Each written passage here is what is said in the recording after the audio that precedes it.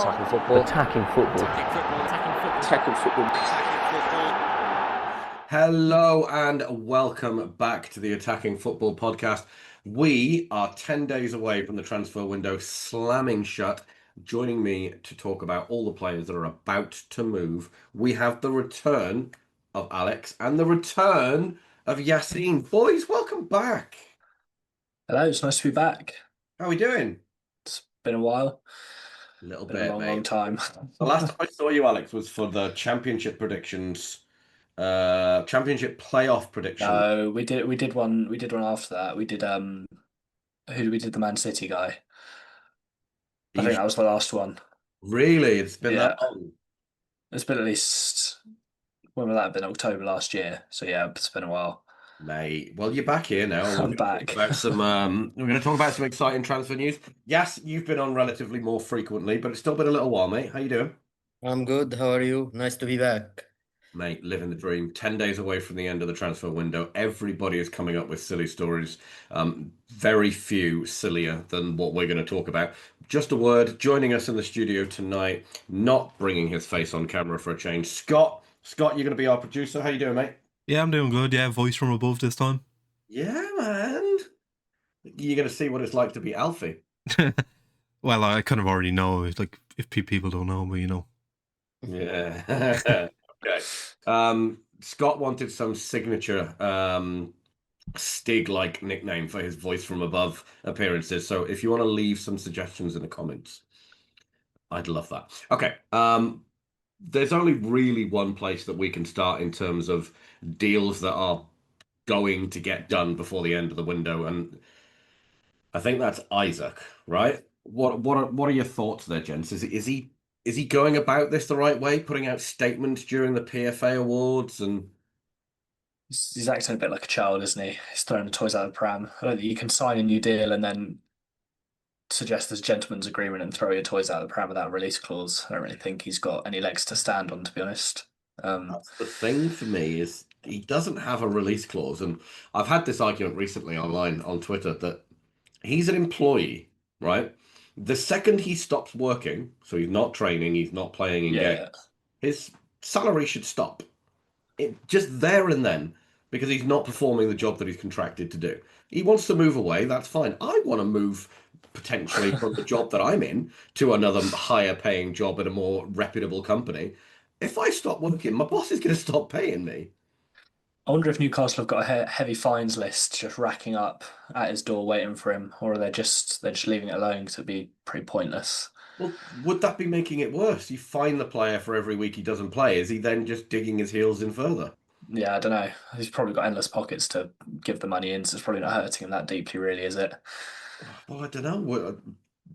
Scott, can you have a look at what Isak is earning a week at Newcastle, if you don't already know? Yeah, I'll get that for you now.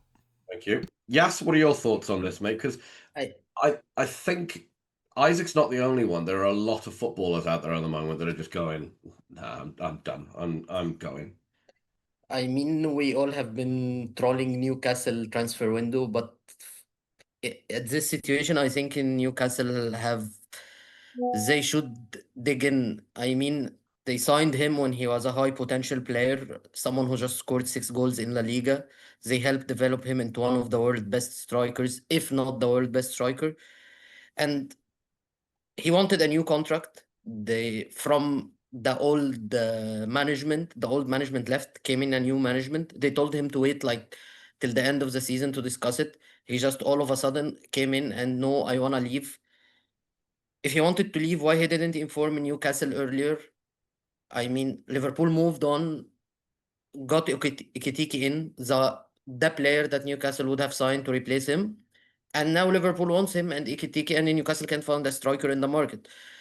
And also footballers are the most protected employees in the whole world. I mean, like you were saying, if I don't wake up for my job tomorrow, I'm not gonna get paid. They stay at home, they act however they want, and they get like their 150K per week or 200K per week, and just fine, even if the club fines them. Scott, did you find out what it was? Yeah, he's on 120 grand a week. Well, for a player of that caliber, that's not really on par with. I mean, that's probably around the same as James Milner's being paid. disparity level. Yeah. But word from Newcastle reputable journalists at the start of the transfer windows that Newcastle were willing to offer him 300k per week. I mean, you could sign a contract with a release clause and leave next season. Now Newcastle, they are in a bad situation. They can't let him leave. They can't find a suitable replacement. And also, to be honest, I don't understand what Liverpool were thinking. I mean, if you knew that Isak is willing to push for leaving Newcastle, why didn't you leave Ekitike for Newcastle? I mean, now Newcastle or what I saying there is not a suitable replacement in the market. So why didn't you leave Ekitike for Newcastle and then you would have went on and signed Isak? I was going to ask exactly that question. Do you think Liverpool have shot themselves in the foot a little bit here by going, we know you want this player and we want yours, but we're going to sign the player that you want as a replacement for the player that we want? Have they done themselves a disservice, Alex? Yeah, they've. I mean, yeah, they have. They've shot themselves in the foot, yes, but in the other way, they're gonna end up with Isak at some point, either this window or the next window. So I think they've taken the hit to wait out on it. But yeah, for the short term, yeah, they've shot themselves in the foot. But I think he'll end up being a Liverpool shirt in next year or a year and a half, without a doubt. To be honest, I don't really see any other team paying the money or him going anywhere else, to be honest. I mean, but can we be sure that he's gonna be a Liverpool player in a year? In a year, Madrid or Barcelona can come in. Lewandowski's leaving, most probably at the end of the season. Madrid may very well go on and sell one of Vinicius Junior or Rodrygo, place Mbappe on the left, and go in and sign Isak. I mean, we all know that for some reason, when Madrid or Barcelona knock, it's a different knock. Players Yeah, just that is true. Yeah, like playing true. at Madrid or Barcelona. Yeah, that is true. That is true. There's no guarantees that he ends up at Liverpool if he doesn't move. I think if he doesn't move this summer, then it's probably back to a level playing field with quite a few clubs. But if he's going to move this summer, it's going to be to Liverpool. But what happens if he doesn't move this summer? Do you think he reintegrates back into the Newcastle squad and goes, right, well, look, I need to play football, World Cup year. I need to be playing to maintain my value, and so that Liverpool, Real, Barcelona, whoever it is, still wants me at the end of the season? Or do you think he sticks to his guns and goes, no, I'll play under 21s football for a year, sod it? It's a World Cup year. His position, there is another very good striker in Gyökeres. I mean, are you willing really to risk it? And also one full season without playing football? I mean, Newcastle seem to be ready to reintegrate him whenever he wants. I think, my personal opinion, I think this ends with a new contract and the release clause for 100 million pounds or something, and Newcastle lets him leave next season. This saga remembers me of David De Gea saga when he was like, I want to go to Madrid, and Van Gaal excluded him from the squad, didn't want to play him, and then it ended with a new contract. Also, we He already ended with a new contract because of a faulty fax machine there. yeah. We don't need fax machines anymore. So I don't know. I mean, it's a World Cup year. I don't think a player is gonna risk it. Okay, so look, I mentioned earlier on that we have our voice from above. Our voice from above happens to be a Liverpool fan. What's your take on this, Scott? Well, I kind of just want to bring it back to Ekitike. I mean, as you were saying, why didn't Liverpool just let Newcastle get Ekitike? Well, before they even signed Ekitike, the reports out of Newcastle were that they wanted Ekitike to play with Isak. So it wasn't a foregone conclusion that we let them get Ekitike and then we get Isak. It was a case that they get Ekitike and then we get neither of them. And we need two strikers. Ekitike is our only number 9. So if we let them get Ekitike and then we're just trying to battle for Isak all summer, we could very well have gone into the season with no number 9 at all. Okay. And do you not think it was a bit of a... I don't think there was ever a world when Newcastle were going to end up with Isak playing alongside Ekitike. I think that was more of a negotiating tactic, don't you think? I'm not too sure. I mean, I think was a likely situation that they wanted to keep both Isak and sign Ekitike. And on the point about the World Cup year, I think Alexander Isak could get an ACL injury tomorrow, be back in May for the World Cup, and Sweden will probably still select him and start him. Because they exclusively play two strikers, so I think Gyökeres being in the team won't do any harm to Isaac's situation with Sweden either.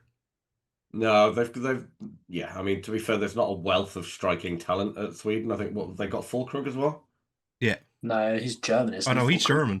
German, Got not me German. confused. no. Soloth, Alexander Soloth. Oh, he's Norwegian. He's Norwegian. Norwegian.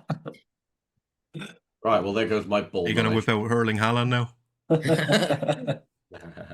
Okay. Well, okay. Cards on the table then, gents. Is Isak moving this summer? Yes or no? Alex? Yes. Yes. Yeah, only No. because of the Strand Larsen links earlier today. For Yeah. Newcastle are moving into signing a new striker, and they're only going to do that if they're not confident in Isak coming back and playing, to be honest.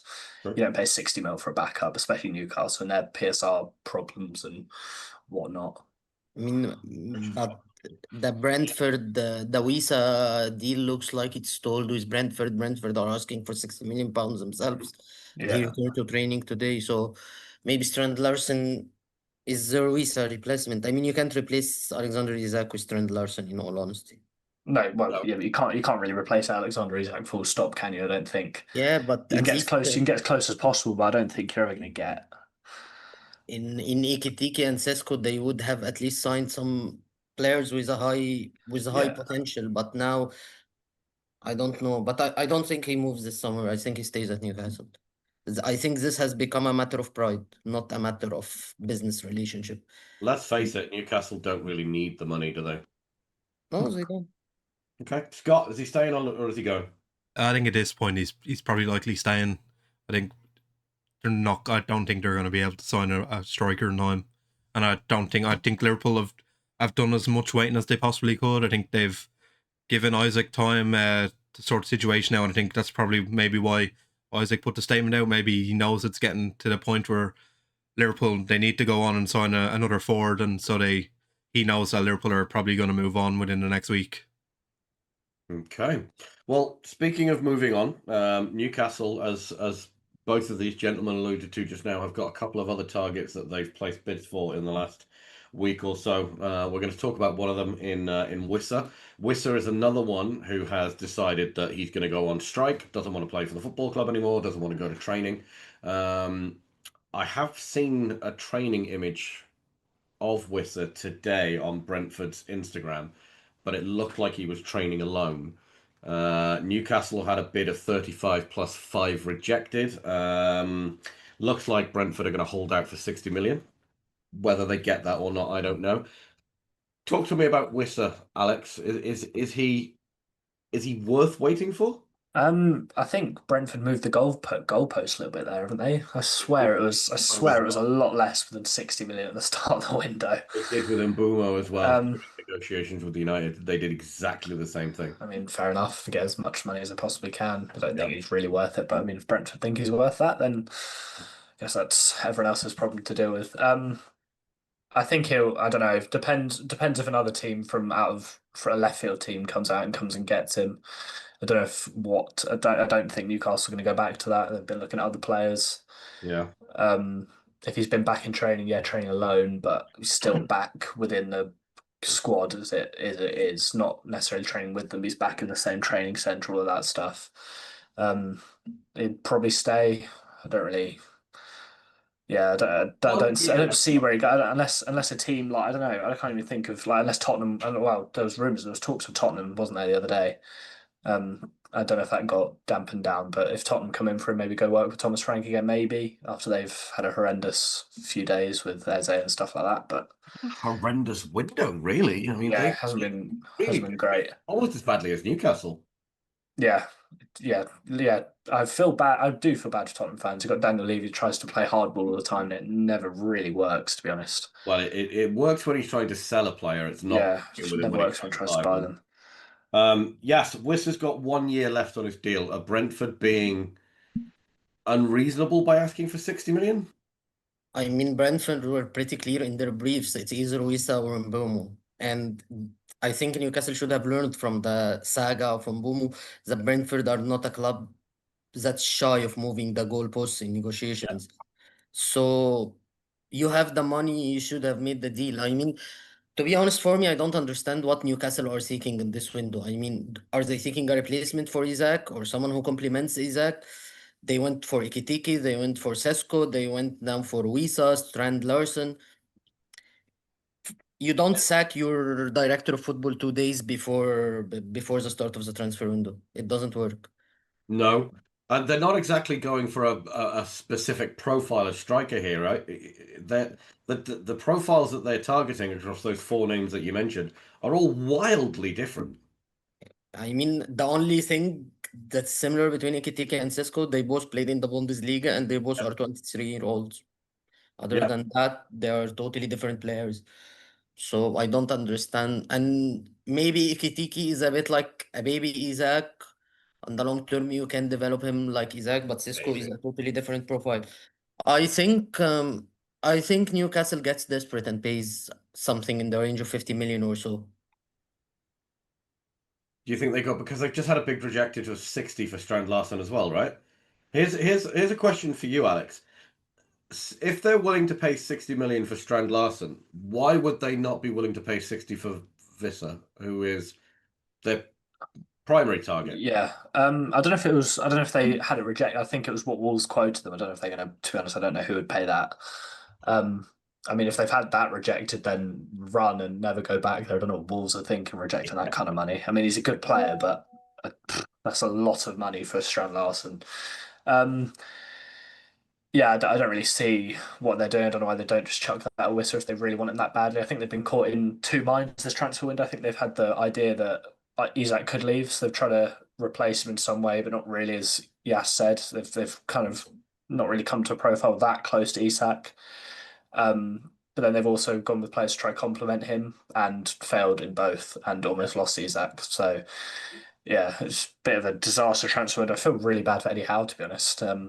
He's going to be working wonders to keep that squad going, especially that the defense, the back line looks so weak of just backup. I guess they signed Tior, but just in general, that just doesn't like, if on paper it looks a good side, but doesn't look as well as they perform. They always turn it out, and yeah, credit to Eddie Howe all the time, but yeah, really poor. Feel bad for him. So I'm looking at Newcastle and I'm looking at Wolves social media at the moment, and from what I can tell, they are 5 million apart in their valuation. So if Wolves are saying 60, Newcastle are saying 55. That's baffling. Scott, can you see if you can find something confirmed on the Strand Larson fee? And they could get Rasmus Højlund for half of that. 40. Yeah, it was Wolves are looking for about over 60 or over 60 million. And Newcastle are they're 5 million apart in valuation, so around 55 or 50, whatever, 58, or if Wolves are looking for 63. It's in around 60 million, and there's a 5 million difference. Wow. If you're Am I willing right to in pay saying that they only made Strand Larsen's move permanent this summer? He was on loan there last year, right? Yeah. It was a loan with option but obligation if certain appearances were made, I think. Similar to Sancho's at Chelsea, but then they obviously paid to not let that happen. So how would they, now forgive me because this is where my football knowledge falls down a little bit, and we have a lawyer on the podcast who might be able to help. How does it work then in terms of registration? Because you're not allowed to be registered for 3 different clubs in one window, and if he's got his parent club, then permanent move to Wolves, and then a move from Wolves to then a third club. Once you get, I mean, I would need to do a more thorough research in that, but what I know, if you get a loan, you are registered with the club you are loaned at. As long as you didn't return to this club, they send your international player card and all of that. As long as you didn't return to your parent club, his registration, he was only registered with Wolves for that season, as long as Wolves activated the obligation or the option before the 13th of June. Before his loan ended. Before his loan ended, yes. You are registered with the club you are loaned at, not your parent club. That would be wild if that move actually happened. Okay. I mean, to be honest, if you're willing to pay 55 million for Strand Larson, go offer that for Chelsea and get Nicholas Jackson. He's a much better player. I love Nicholas Jackson myself. I said it for all the world right now. We're going to come on to Nicholas Jackson in a second, but let's just have a quick roundup of Visser. Alex, is he moving or not moving? No, he'll stay. Yeah. Run down his contract. Yes. I think we'll stay. Alex, there is a club option for an additional year on his contract, by the way, so that's probably not going to happen. Okay, never mind then. Scott? Yeah, I think Whistle will stay. Okay. Right, let's move on to the allegedly £30 million man. Alejandro Garnacho, another one who is not in training, not playing football. Look, I think Yas and I are both Manchester United fans, so it's going to be really difficult for us. In fact, just before I go on to that, there is breaking news from Fabrizio Romano on Alejandro Garnacho, literally as I mentioned it. So let me just read that out. The Alejandro Garnacho deal to Chelsea is happening, is the official line from Fab. I mean, great. We all knew that anyway, Fab. Thank you. Alex, I want your thoughts because you're a Southampton fan, so you're neutral in a lot of regards. Where do you see Alejandro Garnacho's value? Because I think United are valuing him at about 50 million. Chelsea are valuing him at 30, which is, in my opinion, insane. You look at some of the other moves that have happened this year around Cunha and Mbeumo. Then you've got Gittins, Madueke. All of those kind of players are around the 50, 60 million mark. Where do you see Garnacho in that? I don't really know. I haven't watched last year. I didn't watch enough of United. I didn't watch enough. I just sat there watching Southampton the whole time, which is depressing in itself. I see him. I think Chelsea at 30 million is a bit ridiculous. It's very low for a player that. How old is he? 22? 21. Yeah, for a player that's got enough time to grow and change. He's not got the end product and not got necessarily everything you want, but at 21 years old, obviously anything can change. You just need a good manager to bring that spark into him. If Chelsea want him, yeah, but I think 30 million is a bit too low. Probably closer, maybe not the 50, probably looking mid-40s. Mid-40s with a few add-ons, percentages. So I think Gittins went for 50 plus, Madueke went for 50 plus, and Garnacho both outscored, out-assisted, and out-appeared all of them last season, and probably the season before. I think he's got more international caps than any of them. He's more of a seasoned professional than any of those players who it's just about whether you take off certain value for his attitude and the way that he's behaved around the club, the social media stuff, his brother on social media, and Probably take 10 million off just for the brother alone. All the stuff around him and his family outside of football that I think is probably diminishing his value. Would you agree with that? Yes. I mean, I think United have put on the 50 million United have put on is actually lower than what they should get compared to what's happening in the market. What we have seen, I mean, we have someone like Gittins moving for 50 plus. We have Madueke moving like 50 plus.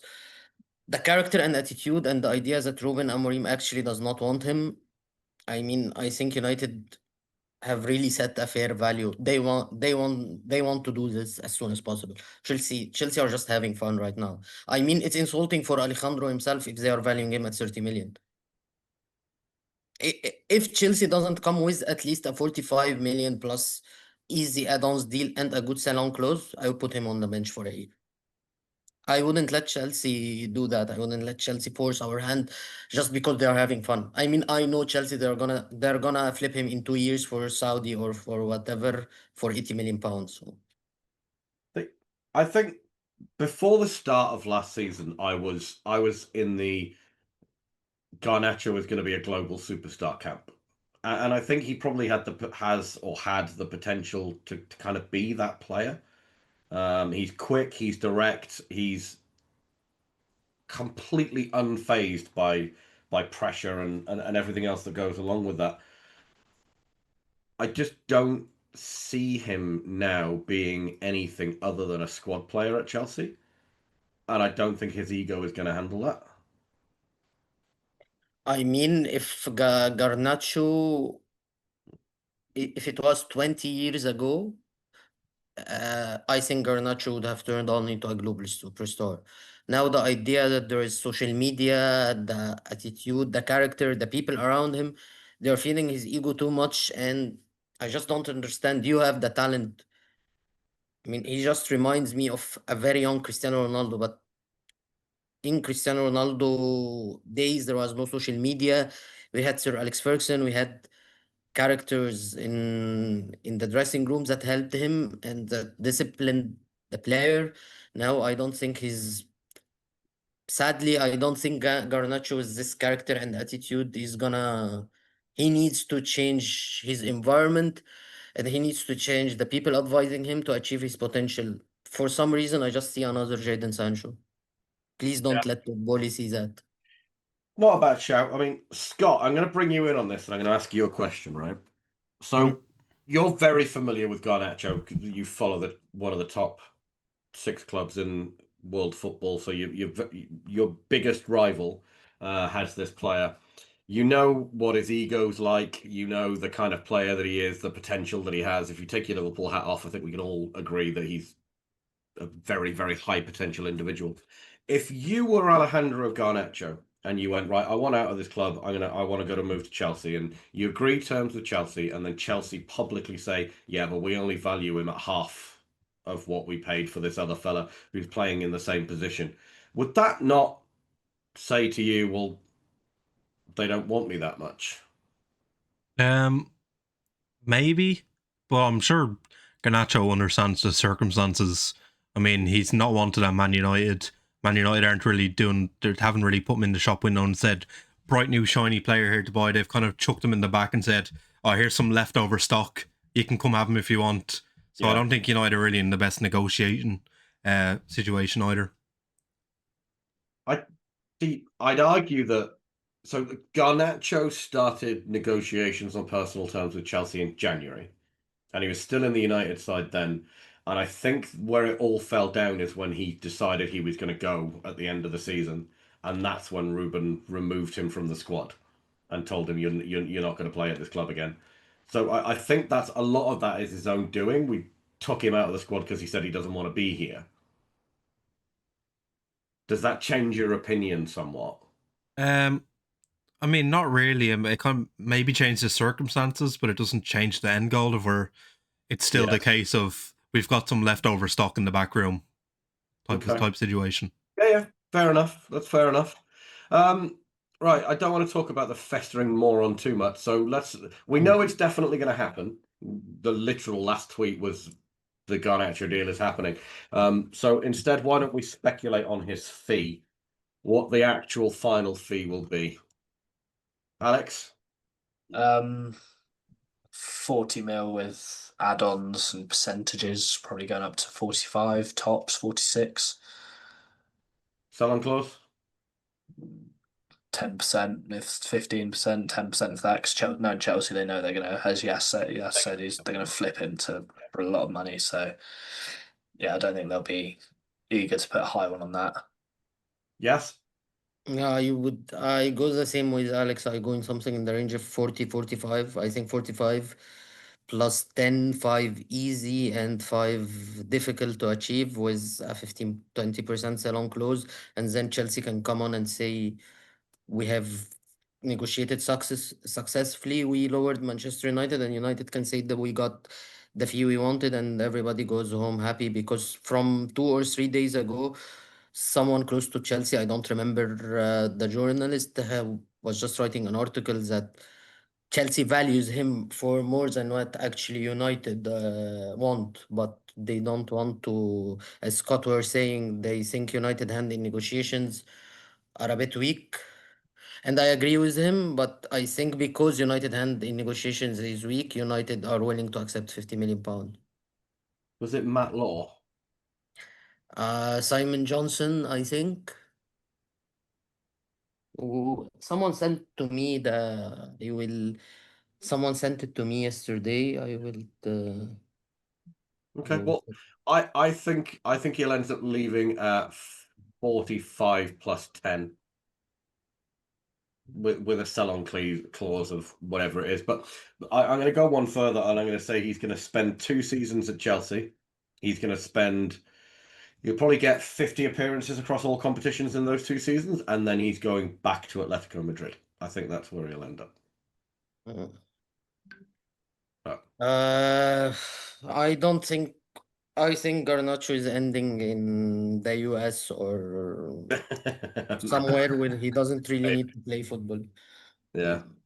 He's having the Sancho trajectory. Very good player, very talented, but with a very strange mindset to say the least. I mean, if we are gonna talk about Sancho, we need a full podcast. Okay, so producer Scott has just sent me a tweet from Fabrizio. Chelsea sees value in Garnacho. Let's see what the fee will be. Maybe you can sign the player for 30, 35 or 40 million. Oh, excuse me, but they see a value here. They believe it's a player with a completely different price from what is the request now from United. They believe this is a big opportunity on the market. They like the player and his potential. Interesting. Okay. Should we talk about the next want away Manchester United player? He's only wanted away in the last couple of weeks. Rasmus Højlund. Yes, let's kick us off on Rasmus for us, will you?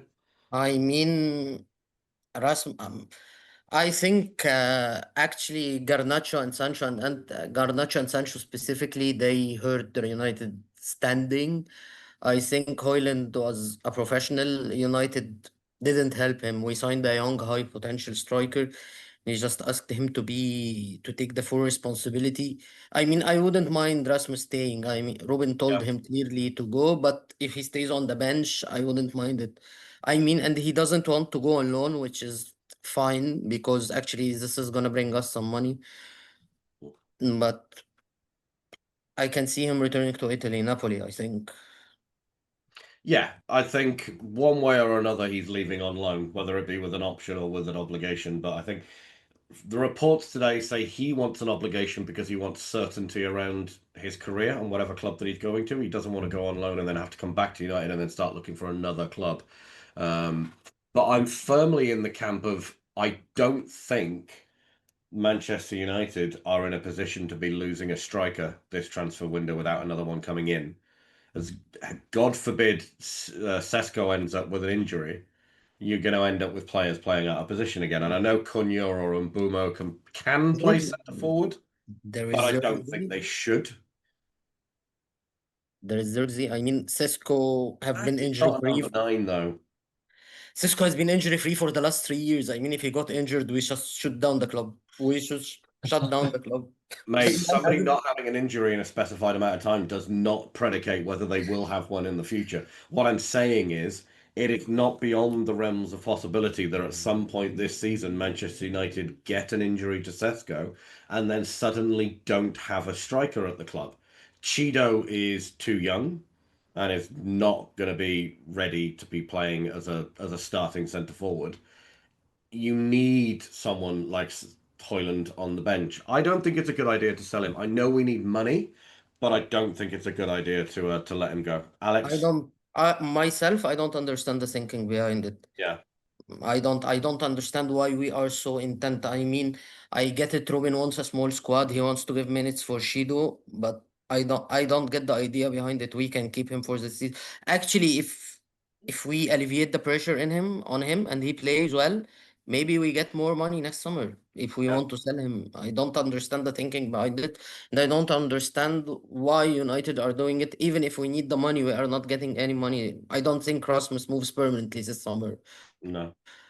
If he moves, it's gonna be a loan with obligation, so we are not getting any money this summer anyway. So Yeah. I really don't get why we are doing it. But that what I read and what I heard is that Ruben sees the minutes that Cisco is not gonna get are gonna go for Shido. So Alex, do you have any thoughts on this? I don't really get Amarin's perspective of rushing Cheeto into first team minutes, to be honest. I get he's a good prospect, good talent, but like give them their time slowly feed them in, don't rush them in, because like as you said, if Sesko gets an injury, then like you can't just drop him in straight in the deep end. He's gonna get eaten alive. And especially when you've got two players with bad egos or big egos in Garnacho and Sancho, and then you've got Højlund who wants to work for the club, loves the club, wants to stay and play and fight for his place. I don't really see the point of trying to freeze him out. If anything, you want to keep him there. If something happens, if the team comes in on loan, then yeah, go for it. But freezing him out, I don't think is probably the right thing to do. it doesn't really look good on the manager either, because as soon as he doesn't like a player, he freezes them out, and I don't think that's going to bode well for any players that want to sign in the future, or potentially not necessarily young players, because obviously they know they can have their potential and will be able to play in the future more often. But for example, For if what a it's player worth, signs, I don't think this is an Amarim decision. It's Omar Barada's philosophy of you get 2 years to prove yourself. If you don't, okay, then you leave.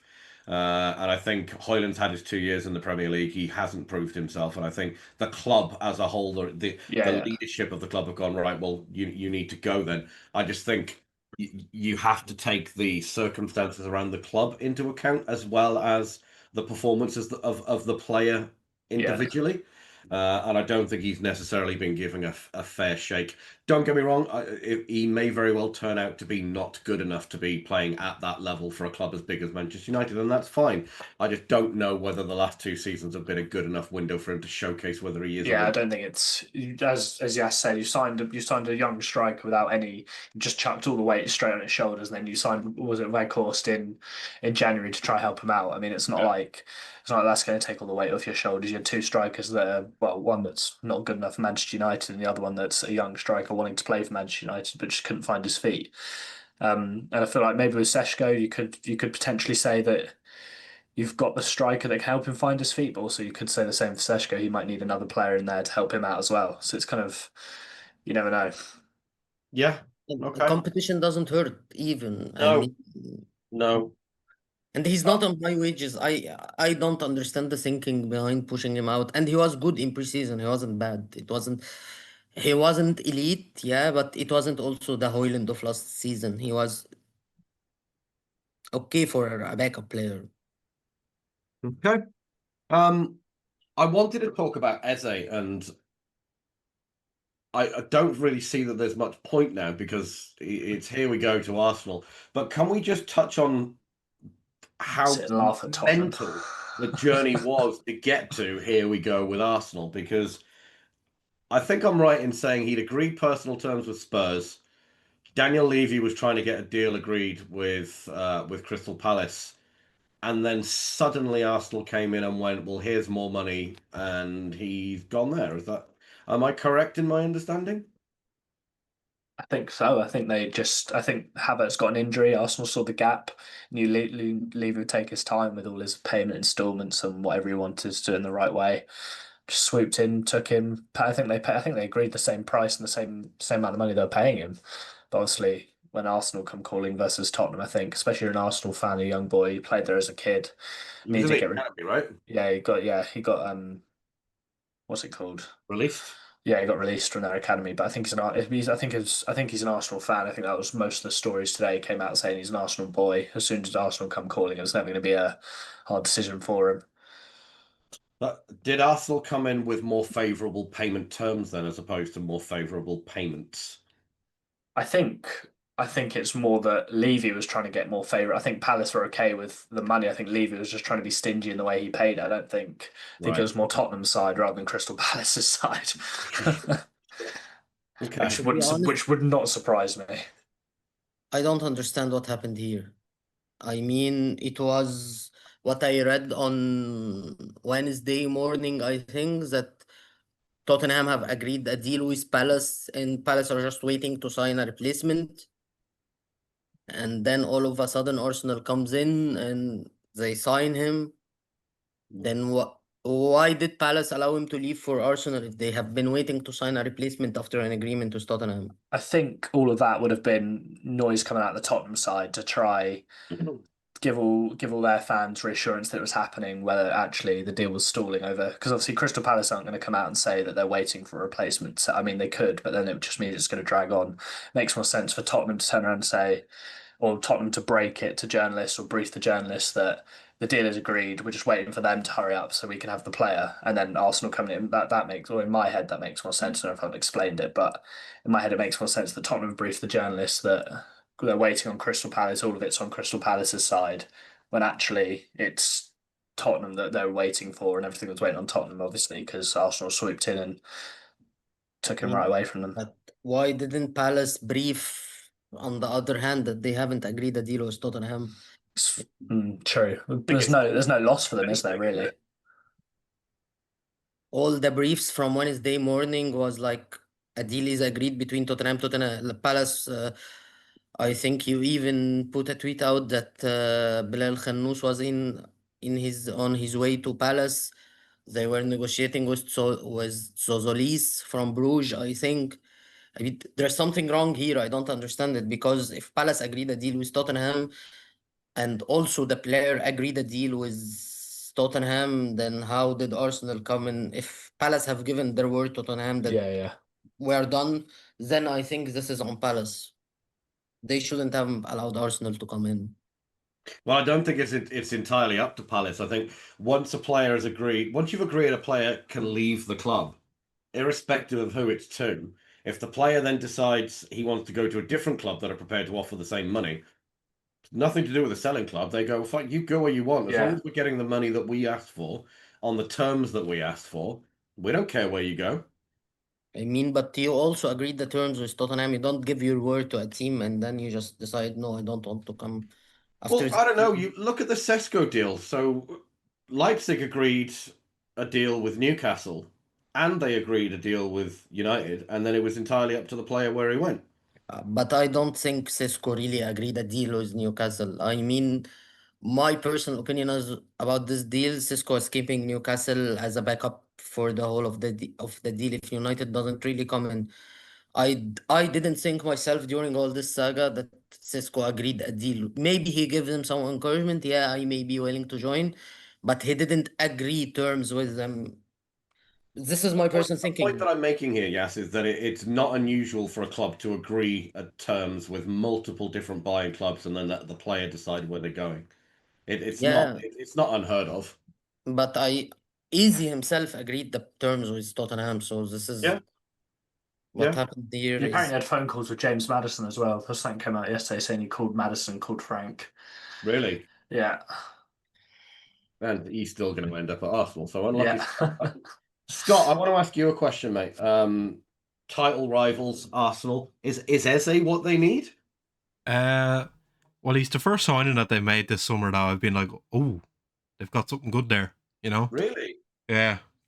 Zubimendi. I mean, Zubimendi's a good player. He's an excellent player, but he's like, I don't know if that's not the type of player that would have pushed Arsenal on. Arsenal's problem wasn't defensively. It wasn't getting the ball up the pitch. It was creating chances and having a striker who can put them away. So having I think more than ever, I think people look at Arsenal, they're like, they don't have a goal scorer. But I think their bigger issue last season was also that their XG most games, they don't really create as many chances as you'd think. Well, judging by the game on Sunday, they still don't have a goal scorer. So, okay, let's move on to Nicholas Jackson. So, long running saga. This one, we've all known that he's going to leave the club, but I'm yet to see anybody really plausibly linked with him. There was Villa just before we got on. Just before we got on the podcast came through. Villa before we got on. I really like Nicholas Jackson as well. But it's all tentative links. There's nothing substantial there.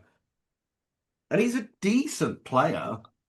I don't think he's going to set the world on fire, but he's a decent striker. I think he's been hard done by coming into a Chelsea team that was not misfiring, but was not at their best with all the young players. He came in almost at a wrong time. But I feel like how many goals did he score in his first season? 14, 15? Maybe less than that. But I think for your first season in the Premier League, I don't think that's an awful number, to be honest. And I think he just got hard. Oh, yeah, okay, he missed a few easy chances, but he still scored a decent amount of goals for your first season in the league, especially at 21, 22, what he would have been then. So Nicholas Jackson in his first season in the Premier League. I don't know. I don't want the Club World Cup. That's insane. He had 14 goals. 14. Yeah. 14 Premier League goals. 5 in the EFL Cup as well. So yeah, it's not by any stretch. One in the EFL Cup. 5. I've read the wrong section. So 17 goals in 44 games in all competitions in his first season. It's not bad, is it? It's okay. How much do they pay for him? 35 mil, 30 mil? I don't really think anyone expected more than that. Well, Well, they he's- did, obviously, but I think the problem was his missed chances. I like him as a player. I think he's a good player. I think any club will be happy to have him now and will turn him into a better player. Thing is, he's converting in his entire career. Villarreal, he's got 13 in 48, and then Chelsea, he's got 30 in 81. So he's about 1 in 3, 1 in 4, which is not elite by any stretch. I mean, No, but then elite's the elite level. Obviously, players can just be good players without always being the elite level. If you're scoring 13, 14 goals a season, if you've got players, especially if, for example, Villa who's linked, if you've got Watkins there, if you've got Rodgers there, other players are still going to contribute to goals. If you've got a player that can bag 15 in a season, you're not going to be Yeah. complaining, are you? well, again, Morgan Rogers is another one that we're going to come on to very, very Yeah. shortly. But where do you see him ending up? Yes. Jackson, I think he ends up at Villa. You think he will actually go to Villa? Do Yeah. Villa have that kind of money to throw around? They sold Jacob Ramsey. Not yet. Oh yeah, to Newcastle. Yeah, he's Sold got. Jacob Ramsey. I think Oh, there is. wait. Breaking news. There's big movement ongoing around Nicholas Jackson. He's definitely set to leave Chelsea very soon. Understand Newcastle and Bayern have both called in the last 48 hours. Aston Villa are pushing as Unai Emery wants him. That's breaking news from Fabrizio Romano literally 44 seconds ago. Look at that timing. It's twice now. Wow, that's twice in the same podcast. Fabrizio must be watching. We talk about Southampton transfers by the end of it, so I can get some dopamine hits by the end of this. Yeah, okay. Right, so his options are Newcastle, Bayern, and Villa. Newcastle, is there a chance that Newcastle may have bid for every single striker playing professional football in Europe's top 5 leagues this summer? Yes. Just seeing anyone with 10 plus goals, chucking in a 50 mil bid for them. Yeah. They have bid for everyone except Rasmus Højlund. Yeah. Funnily enough, do you know what? I actually think Jackson to Newcastle probably makes the most amount of sense. In terms of player profile, I think he's probably most similar to Isak. Yeah, out of all of them that have been there, yeah, potentially. I still don't think you're going to get close to Isak off the top of my head. I don't. I just mean in terms of Yeah, play yeah. style as opposed to quality. I mean, he causes chaos, that's for sure. If it's for the good reasons or bad reasons, who knows? But he's definitely a chaos maker. I mean, it'd been quite funny if they signed him before the start of the Premier League season because he'd have been banned for the first game of the season that he got against Newcastle. That'd have been quite a. Yeah, that would have been kismet, wouldn't it? Okay. Looks like that one's happening then. 3 options. Let's choose from the 3. I'm going to say he ends up at Newcastle. Alex? I'm gonna go Bayern, considering they've been sniffing around strikers all summer. Yeah. I feel like Bayern will chuck him in. Hoyland at the moment as well, actually. Yeah. Yes. I think he goes to Villa. Scott? Yeah, I think he goes to Villa, but on like a loan deal. Okay. I don't even want to say the name of the next player that we need to talk about. I mean, the boys on the podcast can see in the chat the names of the players that we're talking about, so they know who's coming next, which is why Yassin's face has changed. I think right, viewers at home, let's see if you can guess who I'm talking about, right? He is a former England international winger. Used to play in Germany. Now is a freedom fighter on social media. Fancies himself able to go and play in the best 10 teams in world football, despite not having actually played football in quite some time. If you know who I'm talking about, leave a comment. I'm going to give you 10 seconds. Jadon Sancho. Okay, let's talk about Jadon. The guy is a fucking scrub.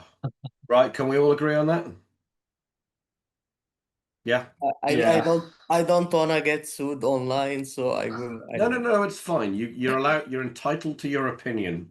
I'll shut up. I mean, I don't understand what he wants. I really don't understand what Jadon Sancho wants to do with his career. I mean, he had a very good club where he was a freedom fighter at Chelsea.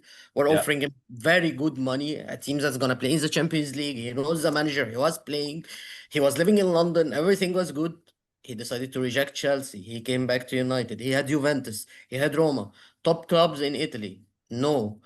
Turkey came in. They pay massive salary because there is no tax on footballers' wages in Turkey. Yeah. Again, no. Saudi Arabia. He says no. What does he want? I mean, if he wants the money, you have Turkey and Saudi Arabia. Go there. If you want to play a top five club, a top five league, a top club, why did you reject Chelsea? After you rejected Chelsea, why are you rejecting Roma and Juventus right now? I mean, I literally don't understand what he wants. I mean, does he think that Madrid or Barcelona are gonna come in and sign him? Yes. I mean, He does, and do you know what? I can back that up as well because Ben Jacobs said today on a Manchester United fan channel. I'm not going to say which one it was. He said today that Jadon Sancho still believes that one of the top 10 clubs in the world will come in for him before the end of the transfer window. how? Based on what? I mean, based on what? Based on what is he thinking that? I mean, Barcelona, they already got Rashford after Rashford taking like 25% or 50% wage cut, and they were struggling to register him. I mean, is he gonna go to Madrid to play in the place of Vinicius Junior, for example, of Kylian Mbappe? I mean, why would a top 10 club in the world come in and get him? I mean, what is that? Liverpool are gonna sign him, for example, to play there. City. What's very funny about that is that we think that's hilarious. I mean, Alex, do you think that's hilarious? What, he's just rejecting everyone and thinking that the top 10 teams in the world would come get him? Yes. I think it's a bit ludicrous, to be honest. I don't really see what he sees in himself. I haven't really kept enough tabs on it because obviously all my feed at the moment is championship football and stuff like that. But yeah, from what I'm hearing from you guys, what I see in the group chats and or your LA's tweets every day, I saw one this morning that made me laugh. It was the one about him this morning made me laugh, or yesterday morning. Yeah, I don't really understand what he wants. If he just wants to sit and get the wage from United, then fair enough. What is he on, 270 grand a week or something like that? On 300. I mean, Chelsea were willing to offer around 200K. Yeah. Like realistically, when you're earning that much money, does 100 grand make that much of a difference a week? Okay, it would build up, yes, but I mean, once you're getting taxed on it and all that, like, does it make that much of a difference? I don't think United were not willing to pay a severance package is the difference.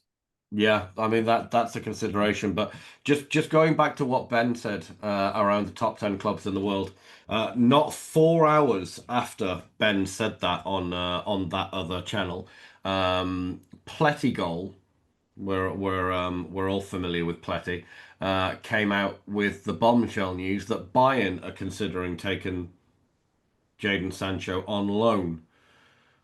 I don't know what that would mean because Jadon Sancho's contract expires at the end of the year. We have an option to extend it for a year, but if he goes out on loan, 6 months into that loan deal, he is able to engineer and negotiate a free transfer. United are not sending him on loan without. So he's not going on loan, right?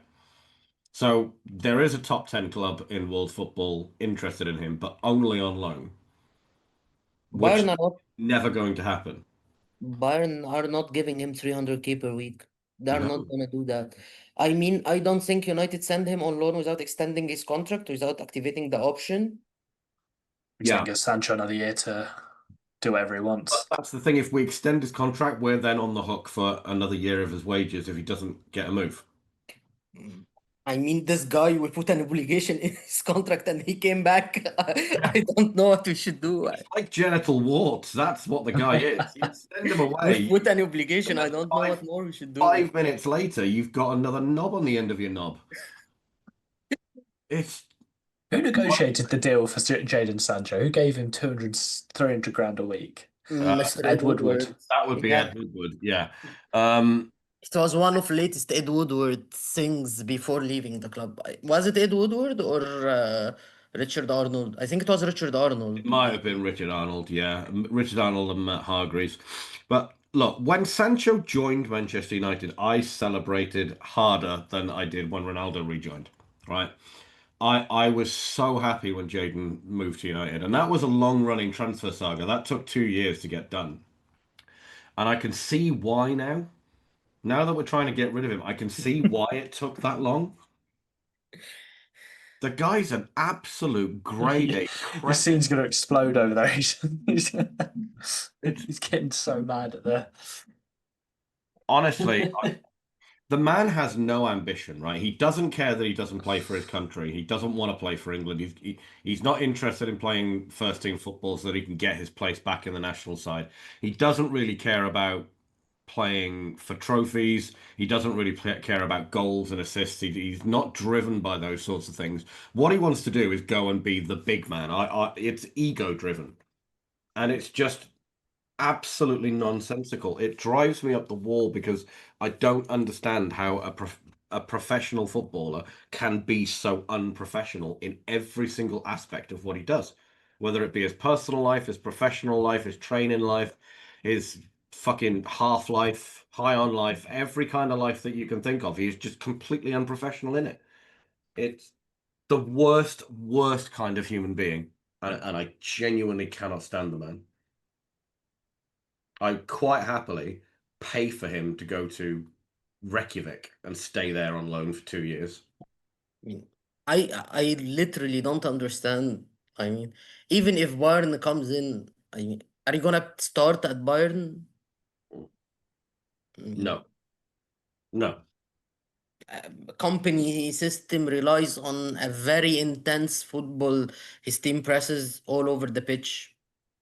Sancho's not gonna press. I mean, most of the time he doesn't care anyway. So Yeah.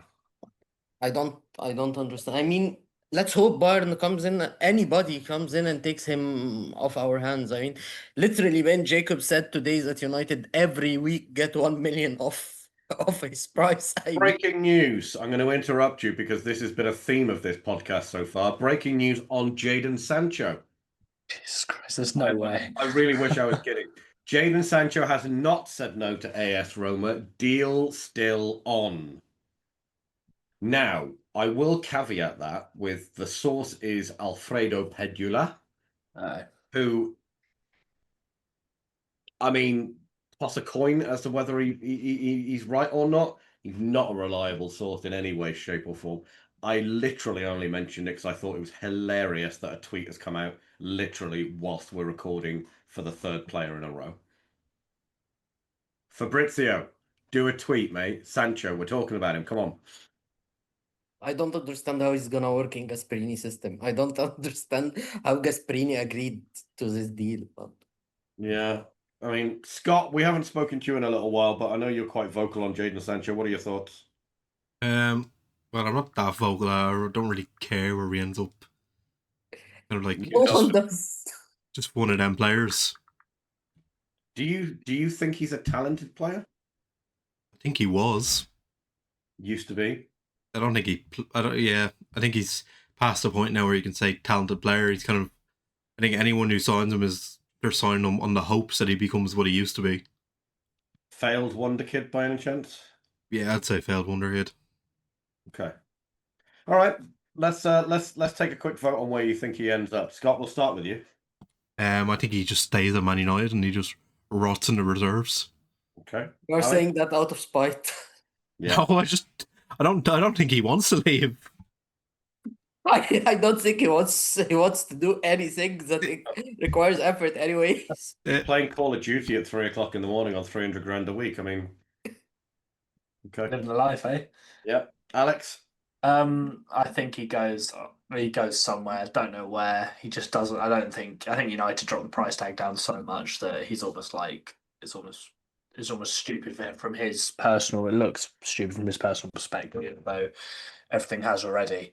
I just think makes him look even worse. If United drop the price tag, what's it now? 25 million? Not even that. 20 million. 20. Yeah, if it goes even lower than that, and he still is rejecting places, obviously it's gonna. Well, it looks bad on him anyway, but for him, he might realise. So he goes somewhere. Who knows? Roma, maybe, if that's a plausible option. Just get paid to go play in Rome. Yes. Unfortunately, I think he stays. Yeah, I think he stays. I Do you think he's think- intent on running down his contract. Do you think there's ever a scenario where he plays again for Manchester United? No. No. No. Not even with injuries. Do you think academy players would go ahead of him? Yes. No. Okay. I mean, he didn't actually. I'm gonna say that, and God forgive me for saying that out loud. I think he would have been good in Amorim's system in one of the number 10's position. And he didn't have an issue with Amorim, but the way he's handled himself, he didn't even try to, I mean, talk with Ruben, understand what Ruben thinks, try to integrate himself in the squad.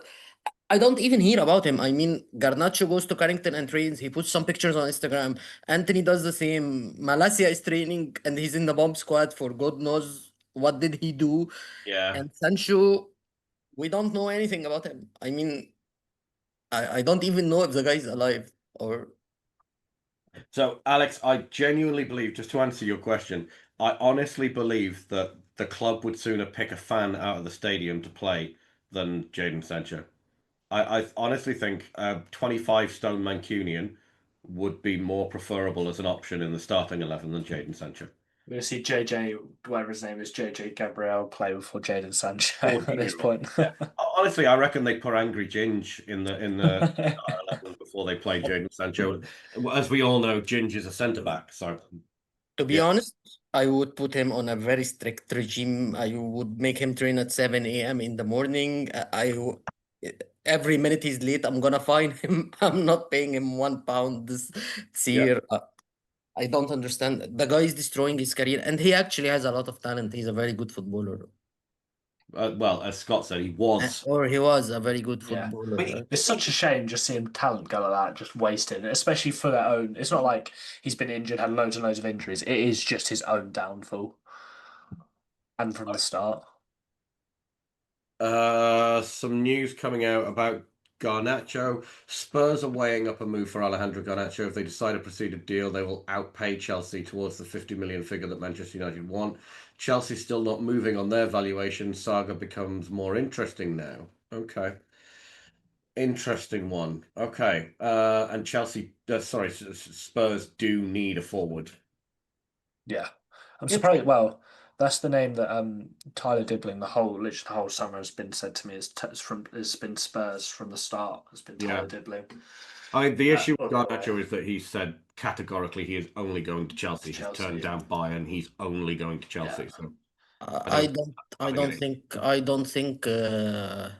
I think this is Garnacho way to pressure United. If we come on the last 3 or 4 days and United and Chelsea are not even close to agreeing a deal, he's moving to another club. Garnacho is not gonna risk losing his place in the Argentina squad. He already lost his place in the Argentina squad for the upcoming fixtures. He's not gonna take that risk, even if his agent is briefing Fabrizio Romano that he's willing to do it. I don't think he is. Right, let's move on from Manchester United players because I'm honestly sick to death of talking about them. They all make me sick. Let's talk about a Brazilian out of La Liga, Rodrygo. Now, Xabi Alonso has said quite bullishly in interviews recently that Rodrygo is a major part of his squad, that he trusts him, that he wants him to be a part of the future of Real Madrid. We all know that you take what football coaches say with a pinch of salt because they will say one day, absolutely, definitely not leaving, and their bags will be packed and they'll be in another city on another continent 12 hours later. Now, the reason I'm bringing this up, Indy Kalia, Scott's best friend, Oh God, I can't believe it. Can't believe it. and walking meme for the last 5 years, has had the summer of all summers in terms of reliability. Absolutely blown all of the other journalists out of the fucking water. He is absolutely adamant that Rodrygo is moving this summer. And he has been right about 95% of what he's had to say. I'm just going to He talks too much. He says too much. Just keep it simple. He does say too much. Let's not get into the reporting style. Just annoys me.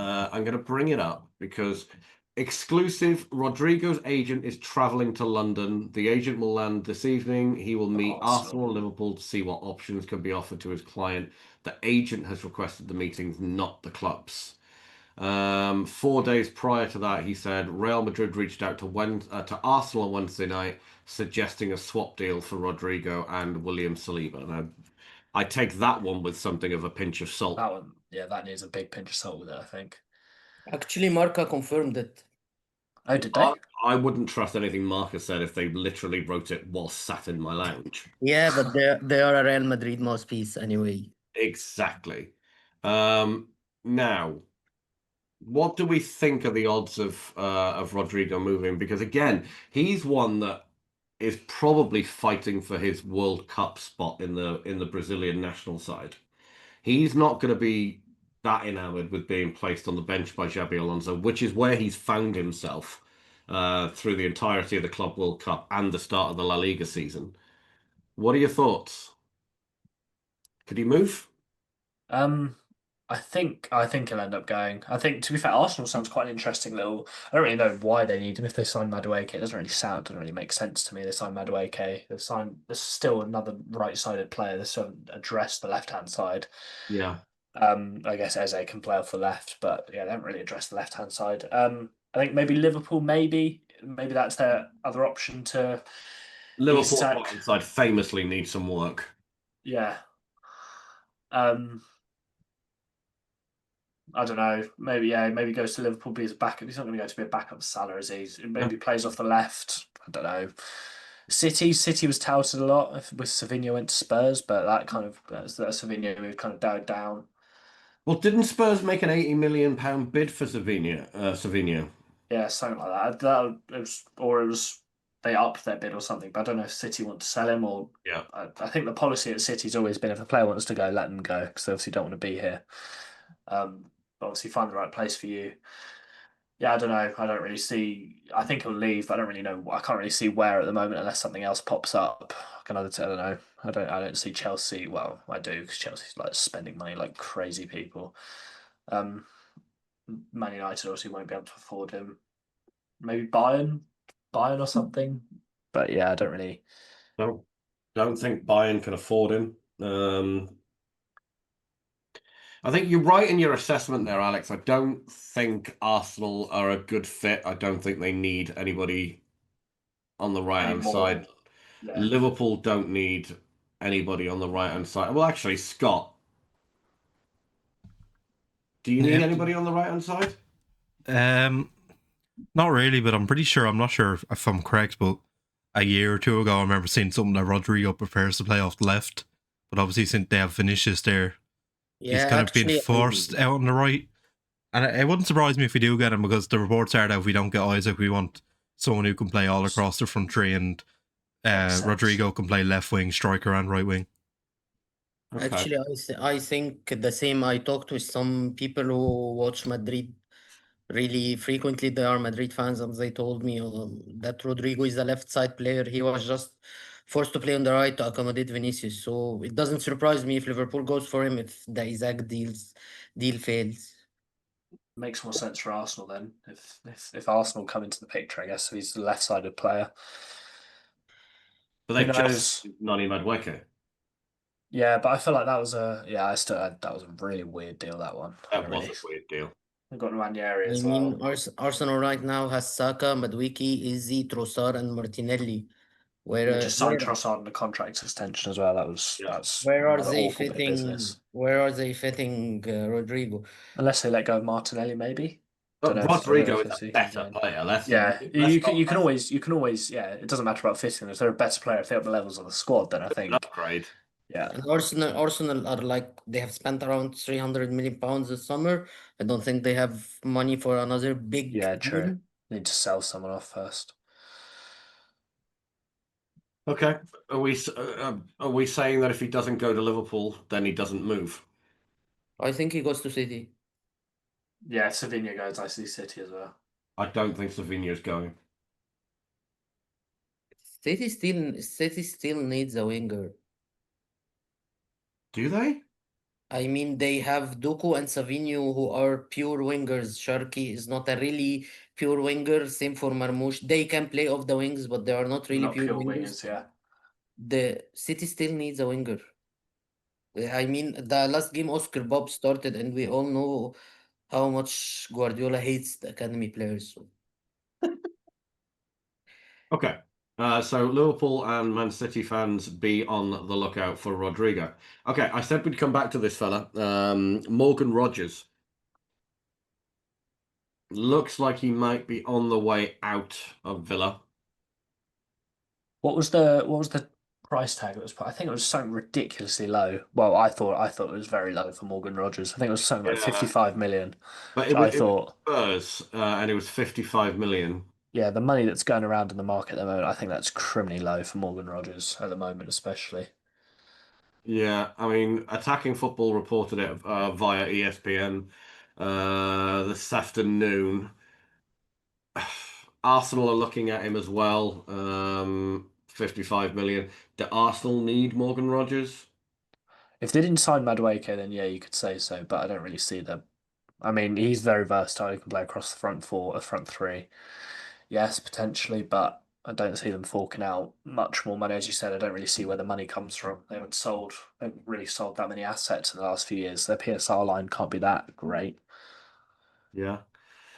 He's just won PFA Young Player of the Year. He's hot property. He should be attracting more. Yeah, that's what I think. That's why I think 55 Villa million are is not very. also Villa are not subject to PSR problems. Also, they are sanctioned by UEFA. They Yeah. need Oh to yeah, balance their they need to meet the spending. deadline, don't they?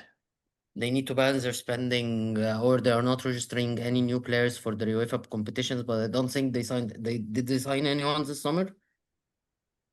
I Yeah, don't. they signed what's the Guessard, the French striker from Nice. Yeah, Yeah. but they sell the Jacob Ramsey. This cover that. Yeah, So and they let Bailey go to Roma. Bailey's going. Yeah, Dendoncker went. Then Donker too.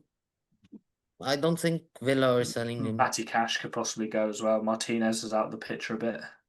Martinez, no, Martinez was suspended for the first game. I think he Yeah, returns he was at five. suspended. Oh, okay, that's me. He got sent off against Man United at the end of last season, so he was suspended for Oh the first yeah, game. Morgan Rogers is apparently a Manchester United fan, but I really don't see him going anywhere near Old Trafford. especially with the options you've got now up front. I feel like you don't really need. That's the last place you need to go for now. If you're going to spend big money, go get it in the midfield or go get another centre back or something. Don't go Yes. for a. You Yeah, don't I agree. need. I mean, I you do want one, but you don't need it just yet. I honestly think Rogers ends up staying. Indy Kyler's just retweeted his Rodrygo tweet, so that's quite funny. Yeah, I don't see Rodrygo. I don't see Morgan Rogers moving this summer. If Tottenham chuck a good bid in, possibly, but apart from that, no. Maybe.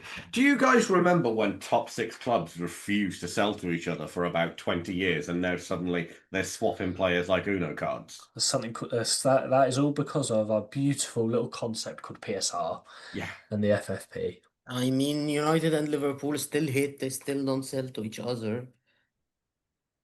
No, Yeah, but true. Arsenal and Chelsea, I think the only two deals they did in 20 years were William Gallas and Ashley Cole, and now suddenly they're swapping players Oh, like yeah. nobody's business. Are they swapping players or Well, Arsenal just get the or right is Chelsea retirees. is Chelsea fleecing Arsenal?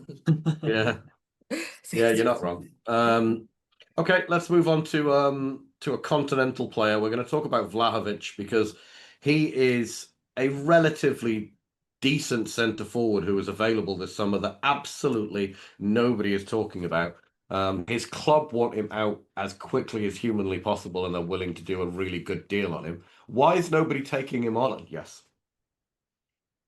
I think the Alex would be more in the knowledge because he follows the Serie A, but I think the main issue is Vlahovic or is his salary. I think he's on a massive salary. I mean, I looked at his numbers. He had good numbers for his seasons at Juventus. Yep. I don't understand what is Vlahovic's problem with Juventus really, but I'm not a Serie A avid follower. Alex is a Juventus fan. I think he's Yeah, better part than yeah, my dad's a Juventus fan. From what I see and when I watch him, it's just more his consistency isn't there. His levels have dropped off considerably from his first season at Juventus, like a lot. Wasn't in favour with Motto, not really in favour with Tudor. Both of them preferred not preferred, but they used Milik a lot alongside. He got injured as well, kept having injuries. Yeah, I don't really see. I do see the appeal of him, not as much as it was back in his Fiorentina days. That's for sure.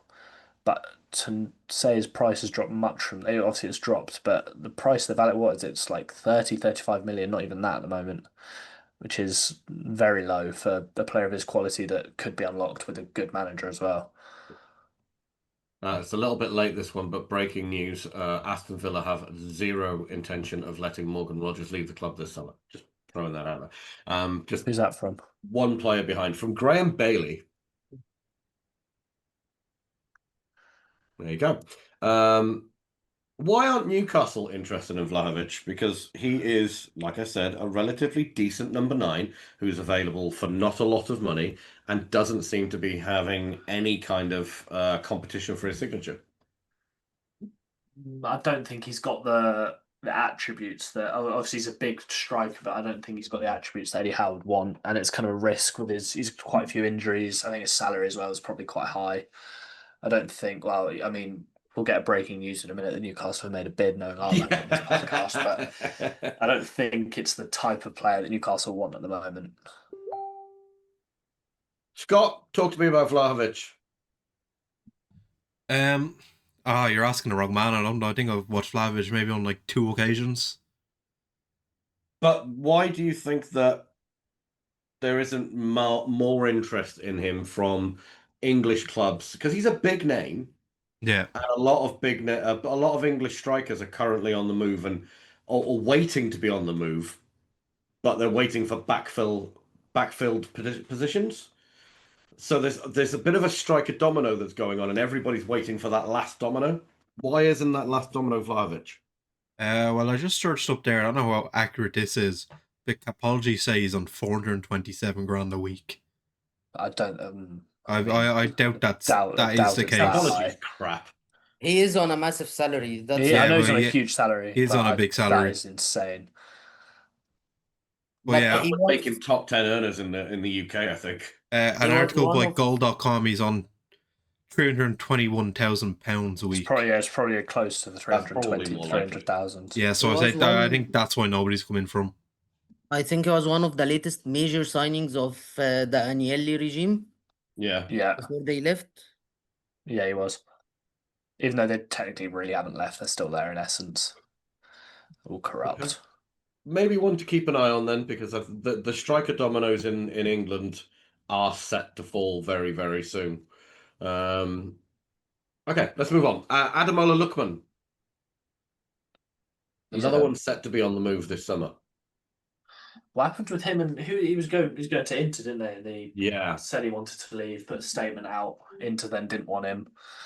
Another one. What is it with footballers throwing their toys out the pram, man? Just do your job. You get paid so much money. So many people want to be in the position you're in, but you throw the toys out the pram because a bigger team doesn't want you or your club. Like, just get on with it. I'm just looking into links.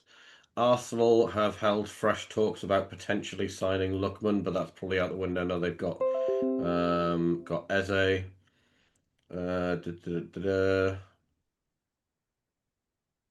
Yeah, I mean, there's not really much out there. I think the issue here, what I read, is that Atalanta promised him to let him leave, but not for an Italian club. Yeah. Which is fair enough. You don't want to strengthen your opposition. I mean, Italian clubs tend to swap managers quite often, but not players. How even Juric has landed a job at Atalanta, is beyond me. That is, I don't know what it is with Southampton managers falling upwards. But again, Lookman's available for less than 50 million if reports are to be believed. So why is there not more? Stinks of Aston Villa signing that does. It's an Aston Villa Newcastle. But he could do well at Aston Villa. Yeah, I'm not saying Especially if they've lost Leon Bailey. Yeah. Potentially going to lose Morgan Rogers, although Graham Bailey says otherwise. The gospel. What Graham's a friend of the show. Why wouldn't Aston Villa be looking at Lookman? Should they be looking at Lookman? Probably, but as I think Yas said earlier, they've got the UEFA compliances to deal with and all of that lot. So, I mean, probably if they move on players, yes, but I don't know. I mean, I think Aston Villa main issue is their wages So yeah, it's like to 96% at the revenue. moment They or are something, which is 97%. ridiculous. They are.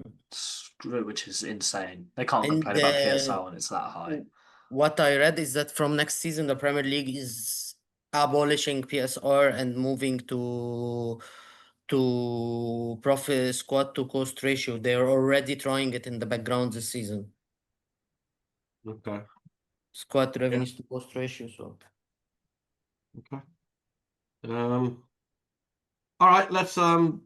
Let's get to our final player. We're going to talk about Mark Gahey. Now, again, reports surfacing around a potential move to Liverpool. Scott, I'm going to start with you in the studio. Is that move likely to happen this summer?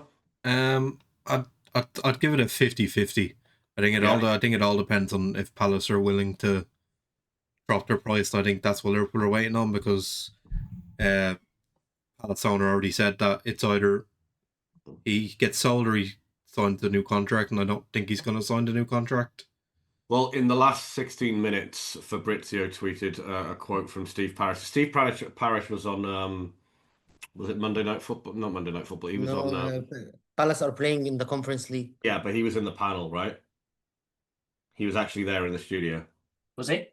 I think so, yeah. It was on Channel 5 or something, wasn't it? It was on a I really think weird. so. But I've seen pictures of him there in the studio. Yeah. He was talking about Eze, and he was saying, look, Eze won't play for us again. Yeah. Wish you the best of luck at Arsenal. But he also said if Mark Gahey wants to sign a new contract, then he can stay. It's a difficult situation. Everyone has to sell players to comply with the rules. That's a situation that we'll have to look into in the next few days. It's been an odd window for Palace, to be honest. Very really. I feel like they're on the edge of. I mean, they won the FA Cup, so they've got greatness, but I feel like they're on the edge of building something even more. And all they've signed is the left back Sosa. Sosa is that his name? Sosa. But yeah, Sosa and Walter Benitez. Yeah, obviously. it's a very naff window. Considering if you lost, you're going to lose Eze. You're going to lose. You might lose Gahey. Yeah.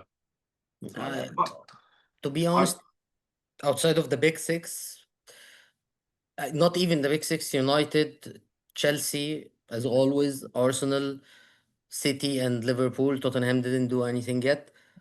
Nobody spent real money except Yeah, Sunderland. it's been a very slow transfer. It's been a very slow moving transfer window so far. And I You think in the say last that, but it's already the biggest spending transfer window ever. yeah, but slow moving is in it's taking a while for deals to get done, and then I feel like these last 10 days are going to be bang, bang, bang deals It's here, going to left be and right. carnage. Teams are going to have cannons fire like they're going to have deals lined up forever. They're just waiting for certain triggers and certain different bits of money coming from everywhere. So I think we're gonna record next week's podcast, and we're gonna be we'll have out of the 1, 2, 3, 4, 5, 6, 7, 8, 9, 10, 11, 12 players that we've talked about tonight. I think 10 of them will have moved by the time we record next week. Yeah, maybe not 10, 7, but I think 10's quite high. 10 of the. Well, I mean, in 7 days' time, there'll only be a few days left of the transfer window. Yeah, true. Good to see movement. Right. Yeah. I think we'll have more. I think Isak's position will be confirmed. I think Whistle will confirm his position. Garnacho will probably have gone. Yeah. Hoyland will be gone by tomorrow. Hoyland will be gone. Jackson will go. Sancho probably still going to beach somewhere. Yeah. We'll know more about Rodgers and Rodrygo and Vlahovic and Lookman. Yeah. Could be winding up for a good, interesting few days, to be honest. Okay. Blockbuster. Just one final question before we end this week's show. I'm going to start with Scott. Actually, Scott, with the obvious exception of the person that we talked about first, of everybody on that list that we've talked about that might move this summer, who would you like to have move to your club? Yeah, probably be Mark Gahey then. Yeah, you need a centre back. Yeah, that makes sense. Well, we're not desperate for a centre back at the moment, but having another one come in would be quite nice. Okay. Yes. From the people we talked about, Mm-hmm. Rodrygo. Really? Yeah. Do you think that's what United need? I think he's a very good player. I mean, when you have an elite talent available, you just add it. True. Okay. Alex? I mean, I'll snap your hands off for any single one of those, to be honest. Yeah. But we're in dire need of creativity in a winger, so probably Rodgers. I mean, I'd even take Sancho, Garnacho, any of them. Any of them look quite good, to be honest. Yeah, probably Wissa though. What's interesting to me is the 12 players that we've talked about are probably the players who are talked about most in world football at the moment in terms of where they're going to move and if they're going to move. And every single one of them, with the exception of Gahey, is a forward. No Yeah. midfielders on that list, no defenders on that list. Like I said, apart from Gahey, all forwards. Madness. Okay. Look, that's all we've got time for. We've kept going for about an hour and a half now, and I know our producer's falling asleep in the studio back there with his headphones on. Please leave a like. Don't forget to comment. My thanks to Alex, to Yas, and to Scott for staying awake. And we will see you next week. Thank you very much for watching.